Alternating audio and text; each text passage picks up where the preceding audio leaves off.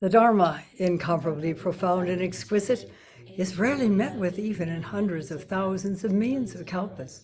We now can see it, hear it, accept and hold it. May we realize the true mind of the Tathagata.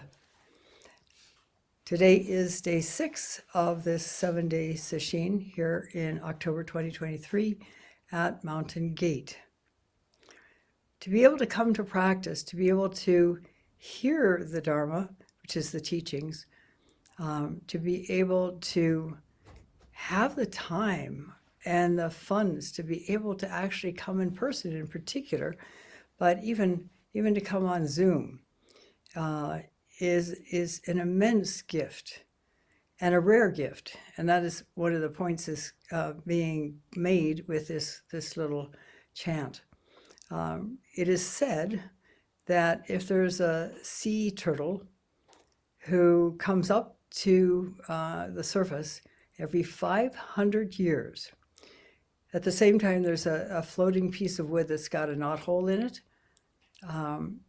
and the knot has fallen out, and that turtle rises from the depths and sticks his head right through the hole in the piece of wood. That's how rare it is to be able to hear the Dharma, find a connection in it, and find a practice center that one can relate to, one can feel at home in. So we shouldn't discount our connection with practice. It's incredibly valuable. It has the potential to free us in immeasurable ways. And I'd like to share a little bit about that in today's Teisho. People have this idea that when we have had a Kensho experience, when we've had sufficient length of time of practice, then all of our life will be sweetness and light, that we won't have difficult things, we won't have challenges in our life. We'll just all sail smoothly by. That's not exactly the truth. It's partly the truth, but it's not the whole thing. And let me give you some examples. Roshi Kapleau, in his 70s, when I was with him in Mexico for an extended period of time, the second time, and we had rented a house in Tepoztlan, a small community, actually a small city, I guess you'd call it. And this particular house had an upstairs and a downstairs, and the upstairs is separate from the downstairs, and one could access it through an outside stairway that was brick. After doing a jukai in Mexico City with Sangha there, he was given a plate of the first mangoes of the season. And he loved mangoes as much as I do, as much as many people do. And these were the kind called manilas in Mexican terms. And so he took this plate upstairs to his quarters. And then I think he had second thoughts about it and decided to bring him back down. And on his way down, we realized for the first time that he was sort of not lifting one of his legs high enough to really walk effectively. And so the shoe caught on the brick stairway, and he fell all the way down this long stairway to the landing. And I was aware of it because the plate crashed, and so I went running out, and there he was in a crumpled heap on the landing, clearly in pain. And so he was not a very big man, and he was very light because it turns out he had osteoporosis, so his bones were not particularly heavy because they were so full of holes. And so I carried him to the car, and drove him to the local clinic, which was manned by a medical student, but it had no really effective means of investigating injuries, no x-rays or anything like that. And as I was going into the clinic by myself and said in Spanish, there's an old man in the car who's injured himself, a young man who is Dutch, it turns out, but fluent in English and Spanish, came out, and I said, would you mind helping with this? So we got Roshi into the clinic. The young man explained in Spanish what had happened, and then the young doctor in training said, I have nothing to really investigate this with, but I could give him some pain medicine. So I asked about the pain medicine because a couple of years prior to that, Roshi had had prostate surgery. And there's a standard medication that's a suppository that is given to men who have that surgery. I think it's for pain.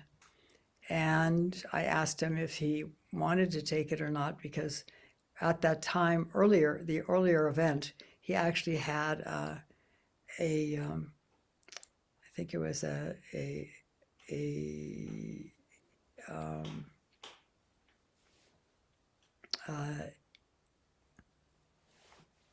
you can have a couple of emergencies in situations like that.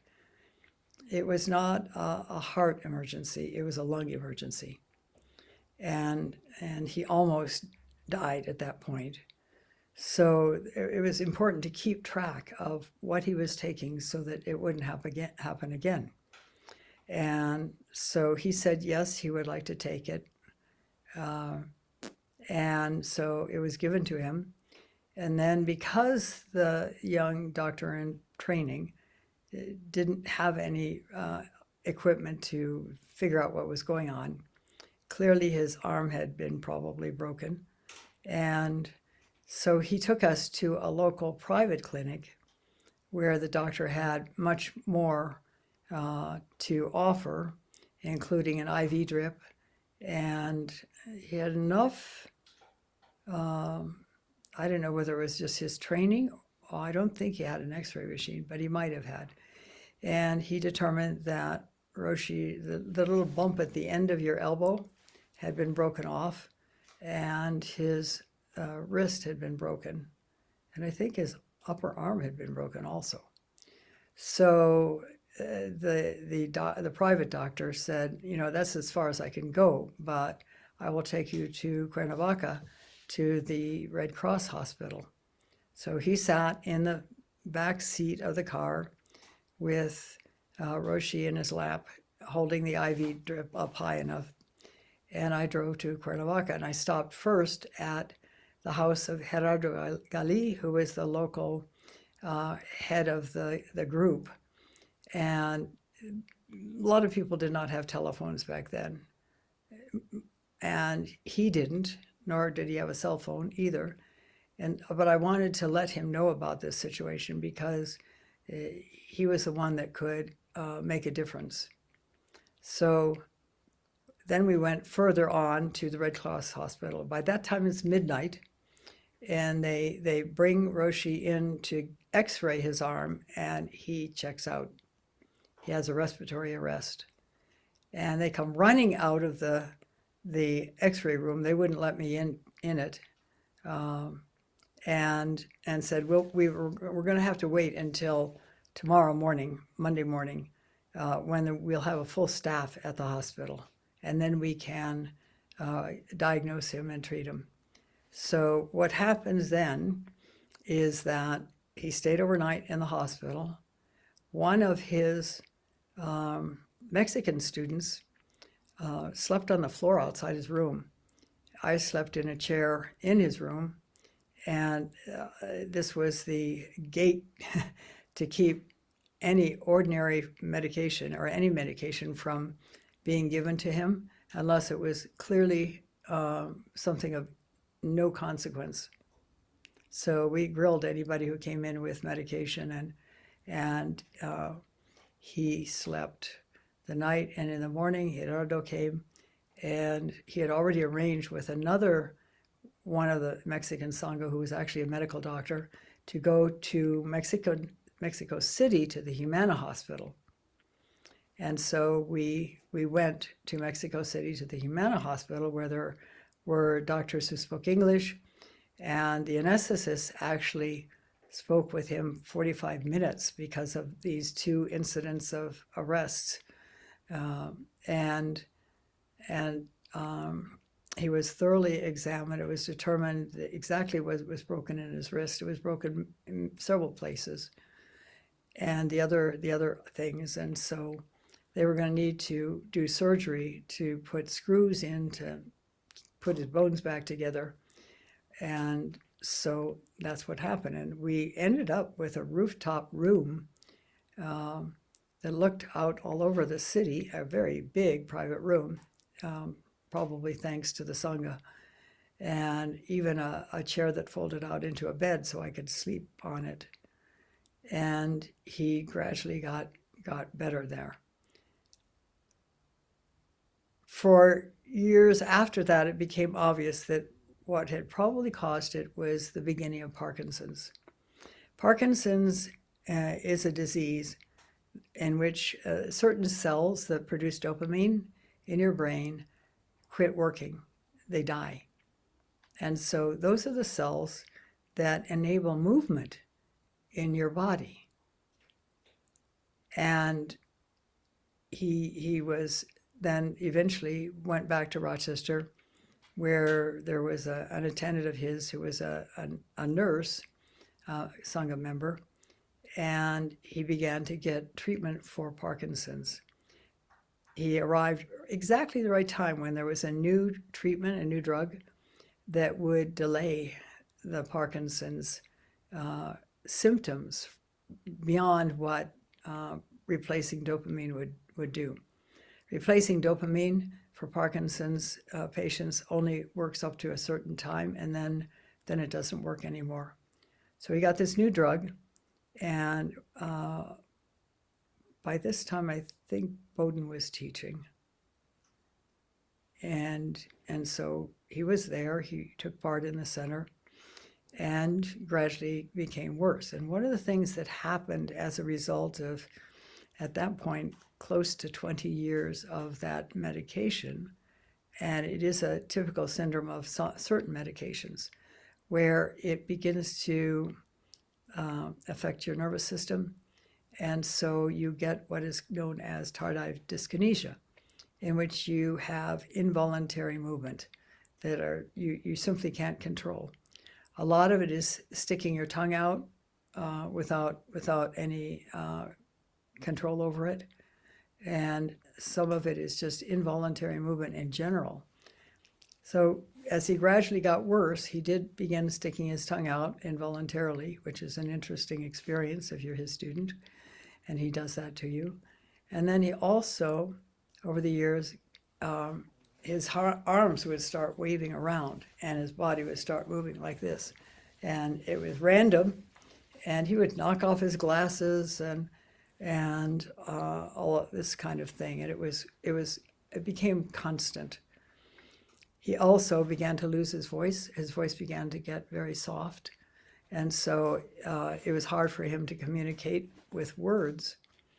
But he was just amazing with it. At one point I said to him when I was visiting, by that time I was going to Japan and staying in Japan and training, and I would come back and visit him, and I said to him, this Parkinson's is really quite a teacher, isn't it? He said, it sure is. And still, there was no obvious irritation, anger, frustration about this completely out of control body that he was living in. And the increasing paralysis that was also ending up happening, he ended up in a wheelchair, and he simply was okay with it. It wasn't a problem. He had been practicing for 50, 60 years at least, and this was the fruit of his practice, that even as difficult seeming and unusual and seemingly embarrassing situation did not bother him. He was free to simply be it. This is a product of long and deep Zazen. There are other examples. For example, there was an eruption of Mount Fuji in Japan, and Hakuin Zenji's temple is within sight of Mount Fuji. In fact, the various different times I went to visit that temple and sit there, I never saw Mount Fuji until returning from the last visit. And it was striking that one can see why that mountain is so revered in Japan. And all the other monks ran away, but he sat simply doing Zazen, unafraid, unconcerned, and everything worked out. Eventually the eruption stopped, and there was no damage to the temple. And that is one other example where he had had enough deep Zazen, enough letting go of attachments, that even impending death was not a problem for him. And when I was in Japan in training at Sogenji, it was during the Kobe earthquake. The Kobe earthquake was 90 miles away from, the epicenter was 90 miles away from Okayama, where Sogenji is. And it was quite an intense experience because it was not my first earthquake. In my first earthquake, it was in Burma, and apparently we were sitting on top of the epicenter, so the house just jumped up and down very intensely, to the point where I had been standing at the crib of my young son and fell down. That was it, just one jump. Earthquakes are common in Burma as well. And I have been through earthquakes in Turkey, where they can be considerably more major. I was in earthquakes in LA. It's like everywhere there's a possibility the ground is going to shake, and it's not going to be seemingly safe. With the Kobe earthquake, which killed thousands of people and was so close and had so many aftershocks that were quite intense for the next several weeks, this one began with the rattling of the glass in the shoji, the outside shoji for the temple, the outside walls. And I thought, that's odd. The wind is not blowing. This is 6 o'clock in the morning. And it got worse. It got more noisy. And then the building began to jump up and down as if we were sitting on a giant jackhammer. And it was so violent that we were in Sanzen at the time, or waiting for Sanzen. I had already done Sanzen. I was Sharyo. And so it would have been my job to get people out of there if that was the right thing to do. And normally, when there's an earthquake, you get out of the building and you get far away from the building. So if the building collapses, and traditional Japanese buildings, especially temple buildings, but also the homes, have very, very heavy tile roofs. And this is what killed a lot of people in Kobe. The tile roof simply collapsed on people because they were sleeping. It was early in the morning, and many people died. The earthquake moved whole tall buildings into streets. It was quite something. And as I was contemplating whether to get everybody out, Roshi rang his handbell, meaning he was continuing to offer sanzen. And the shaking was so violent that the person who was at the student bell was stood up, managed to stand up and walk out of that room across the bridge to the sanzen room. And I was amazed that he could actually stand up and walk without falling over. It was that violent. As it turns out, it actually moved the hondo, which is this great, huge barn-like building where ceremonies are done and where we did the morning chanting. It's as big as an Amish barn, maybe bigger. It had moved it off partly off, not completely off. It had moved it partly off the stones that were there at the base of the pillars.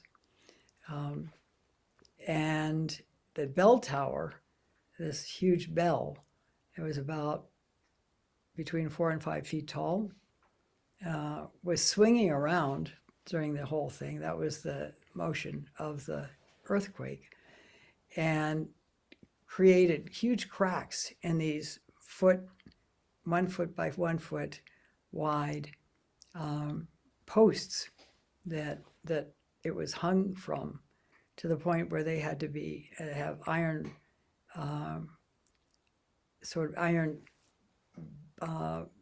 straps put around them at various places to keep them intact so they wouldn't split and fall down. When I went back to the zendo, it was a surreal sight, because everybody was sitting deeply in zazen, surrounded by all the stuff that had tumbled out of the upper cupboards that are above the tons, completely absorbed in their practice. Nobody got up and ran out. Everybody just went deeply into their practice. And as I said, we had several weeks of aftershocks. I remember in the middle of the night, suddenly waking up just in time to feel the ripple of the aftershock going through the building. The Roshi was unfazed by it. Senior people were unfazed by it. There was no problem. And they sprang into action. The Roshi sprang into action. The next morning, he called his companion temples, the other Rinzai temples in Kobe, and asked what was going on, what the conditions were there and what they could do to help. And then went personally to see for his own eyes what could help, and to meet with these other abbots to determine a plan for assisting the relief. It normally would take an hour and a half to get to Kobe. It took 5 hours, because they had to keep finding new roads that weren't blocked or split. There were photographs of roads where half of the road going straight along was at the normal level, and the other half was 3 feet down. So they were, you just couldn't go on them unless you were just walking. There was a considerable amount of damage. A lot of earthquakes cause damage because they're on unstable ground above, and that was the case in part of Kobe. Part of Kobe was built on fill into the sea, and the rest of it was up on the rocks. The people that lived up on the rocks, the stone, solid stone, actually felt no earthquake. But for the ones living in the area that had been filled, which was vast, there were hundreds, thousands, literally, of deaths. And then, because it broke gas pipes and it was winter, houses caught fire. Fire is infamous in Japan, and it raced through the buildings, and also killed a lot of people who were caught in the buildings. So it was quite a challenging thing. But over the next 6 months, Roshi organized different ways to assist. The first trip was simply to help move big timbers out of the streets, so there could be travel on the streets. And then another one was for 3 days, we got donations of vegetables from the neighbors and washed and prepared them and took them along with these enormous 3-foot wide woks with gas burners that they could fit on, and gas tanks that could allow them to be fired, and fed 300 and some people out in the streets. Another time, we took bicycles that the police department had donated to Sogenji because they were stolen and no longer claimed, or abandoned and not claimed. And we took them to Kobe so that people would have some means of getting around. Japanese people are quite accustomed to riding bicycles, and many have done so for generations. In fact, it's not uncommon to see a businessman in a 3-piece suit with his briefcase in the basket biking to work. So that was another thing. There was no anguish on the part of the Roshi or the senior people. There was simply a natural movement to respond in the most helpful ways. And this is another example of how adversity can seemingly take place. And when people have had the depth of training, the depth of practice that the Roshi and the senior people have had, it is no problem. It is easy to simply understand what is most needed and to immediately respond to that need in whatever way was possible. So for weeks after that, months after that actually, it took 6 months before the Shinkansen train tracks could be turned from the spaghetti that they had become to actual train tracks that could be run on by trains. It took a long time to put the city back together again. And then the last thing we did, as some of you know, is a number of the actors, Japanese actors, had decided that they would like to do something, present something that would help cheer people up. Because, interestingly enough, the women who are accustomed to change and dealing with difficulty had immediately figured out things and started living purposely again. But the men who had lost their livelihoods, their identity, were just wandering the streets. And so these people wanted to do something to cheer people up, and they asked Sogenji if we would come up with something. So we did. We developed a play called A Foreigner's First Day in Japan, and I have to say it was hilarious. So that's another example of a response to adversity that is not one of anguish, fear, paralysis, and so on. Then I can share something from my own life. Goodness, when was it? We're still living in Rochester, so I was probably only 2 or 3 years into my regular ongoing deep practice with lots of sesshin. And in Rochester, every year there's 2 weeks off at Christmas when the center is shut down. And so we were going to drive to Santa Fe, New Mexico. And I was going out to get some oranges from a particular place, and it was snowy, icy. So I got to the light where I would turn left. There was no car coming towards me in sight.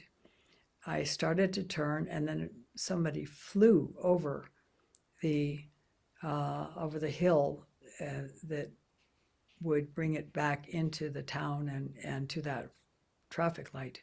They did not try to stop. I could see the driver looking at me, actually.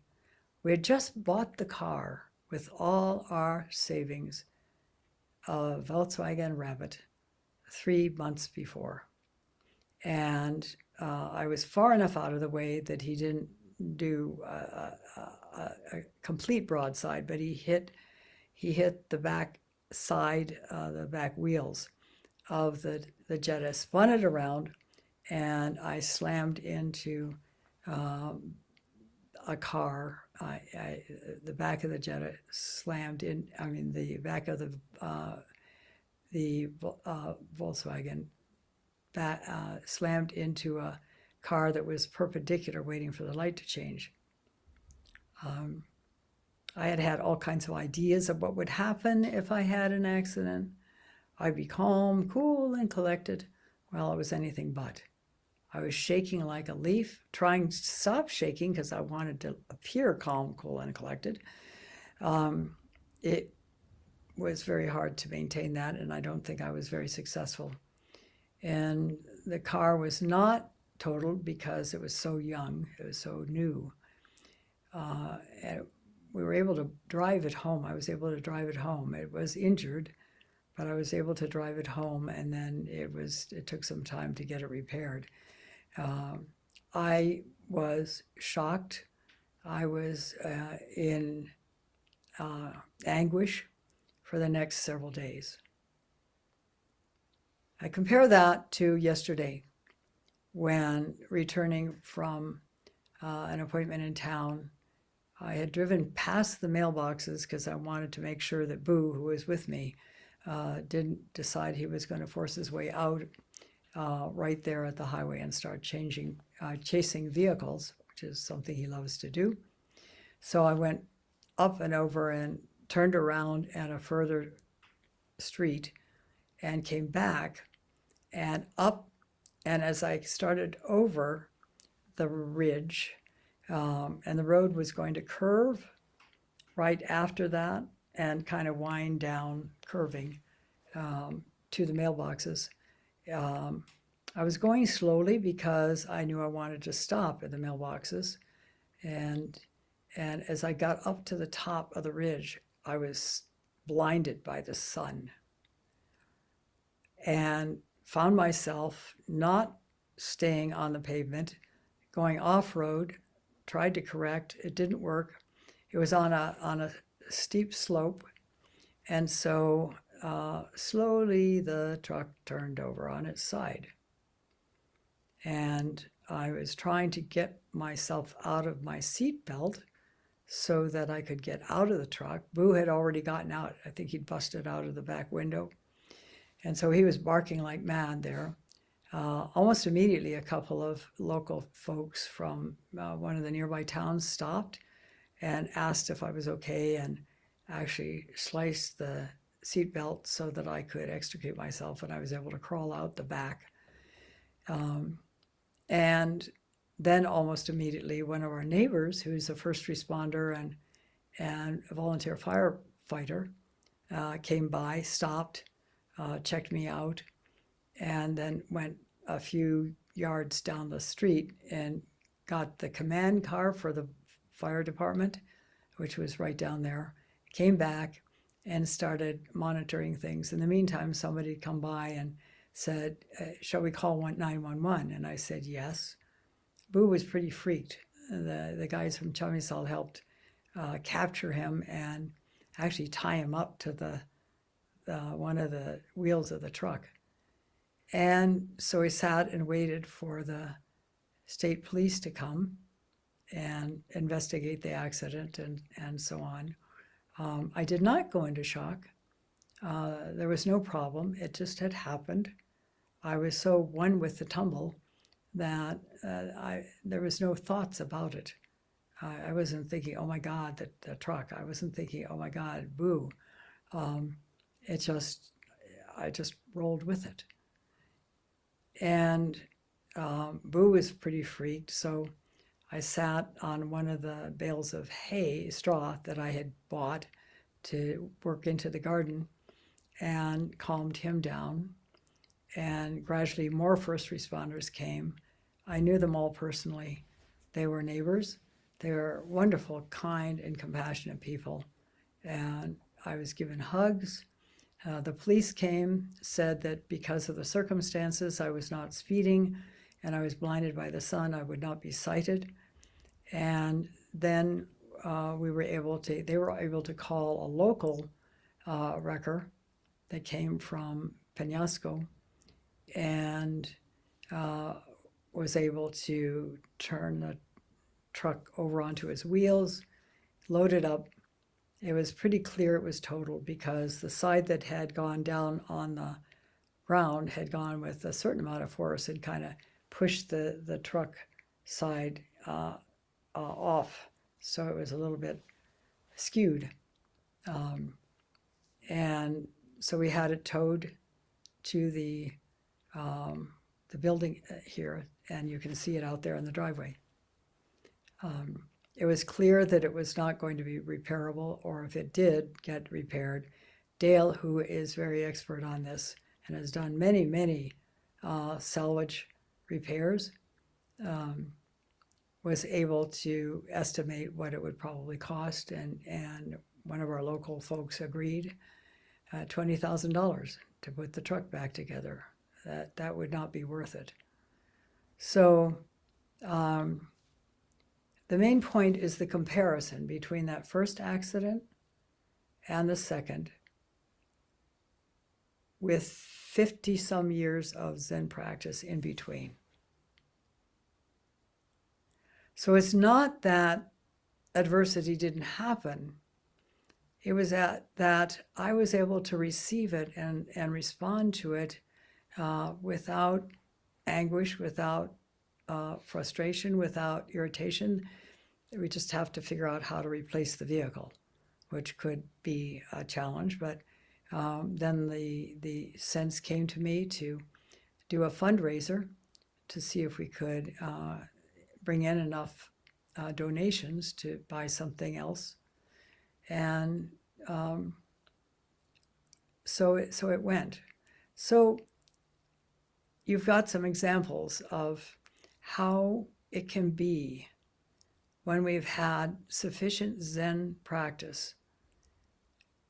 It doesn't matter what it is. We can live it without anguish, without anger or any of the other emotions we would come up with.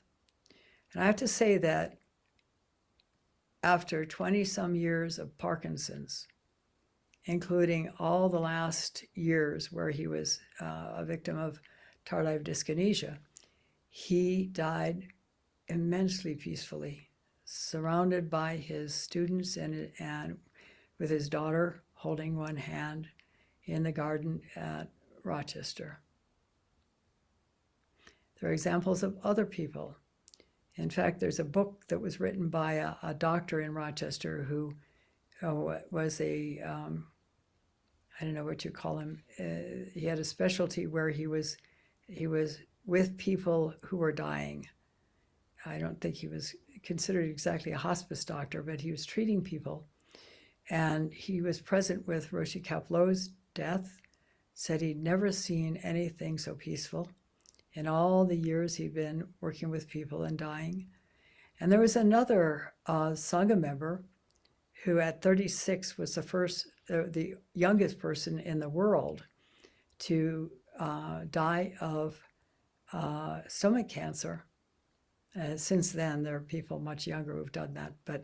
But again, the same thing with her. She had been practicing for quite a few years. She came to the Rochester Zen Center when she was 19 and was practicing very, very well, with a lot of commitment and a lot of frequency to Zen, to sesshin. And she had just fairly recently decided to go back to school and become a music therapist. She had a gift with music. And it turns out that the building at University of Rochester, that she was in for those classrooms, there were an unusual number of deaths from cancer, to the point where they finally realized something was going on in that building, and they raised it after she died. But again, the same thing. She was able to die in peace with no problems, and the same doctor was there when she died and verified that. I remember someone telling me, who worked in one of the hospitals in Rochester where they had a geriatric ward. Rochester has a high population of Italian Catholics who are who would die clutching their crucifixes in terror, partly because of the teaching that said they were going to go to hell or heaven, whichever, and they were terrified of going to hell. And also, they were so fearful of death. They didn't have any bulwark of spiritual practice to help anchor them in those moments. One of our neighbors over in Chamisal was a Zen teacher in Soto sect, and he and his wife mainly concentrated on workshops for people who were dying, because he was very interested in death and dying. And he spoke of one woman who was in remission, and told him that she was never so alive as when she was dying. She was so present with the whole experience, not trying to avoid it, that her life felt totally alive. So I offer that to you in hopes that you will understand the immense benefits of Zen practice, and how those years of Zen practice can free us from being wrapped around a tree, is one expression, when things that are untoward come into our lives. So it's not that our lives suddenly become peaceful because nothing difficult appears. Difficulty appears. We have karma. And the thing that's different is that when we have done enough zazen, the difficulty is not difficulty. It is simply something to tune into and respond to in the most appropriate ways. That is the gift of long-time Zen practice. It takes time. We have to have patience, because most people come to Zen with some background noise that is causing them discomfort, some level of suffering, and they often think that a few days or a few sesshin and they'll be done with it. No, it takes time. It takes time, and it takes attention, awareness, and a willingness to walk into the energy of where we are caught in stuff. But gradually, if we persist, it is quite amazing what can happen. It is an enormous gift, and you can reach it. In Zen, it's said that there are 3 pillars of Zen. Great determination, a willingness to stick it out and keep going regardless of how difficult it seems to be. And one of the difficulties, by the way, can be that it seems like we suddenly lose interest in practice. That is perhaps the most insidious difficulty. Great determination, great doubt, which Stephen Batchelor finally wrote a book explaining what great doubt meant. And I was puzzled by this when I first went to Zen practice. What am I supposed to doubt? What's the problem? And he talked about it actually being great perplexity. We live our lives, and there's some sense that somewhere back in the, just out of reach, is something precious that we need to return to. What is it? That's the perplexity. And great doubt, great determination, and great faith. What? Faith. Faith, yeah. Great faith. Faith that you can do it. Faith that if you practice long enough, you will let go of the places you're caught that keep you in suffering and gradually become free. But they're all essential. I think we come to practice with this sense of perplexity that there's something off. There's something beyond our usual way of experiencing life, and there's something more. Or shouldn't there be something more? Or there's a sense of something more. And then great faith is the faith that we can uncover that. We can reach it and it will be transformative, which it is. And then great determination, because we have to stay present with a lot of rocky zazen. In the beginning can take 10, 15 years. And that's why great faith and great determination are so important, because it can take a while.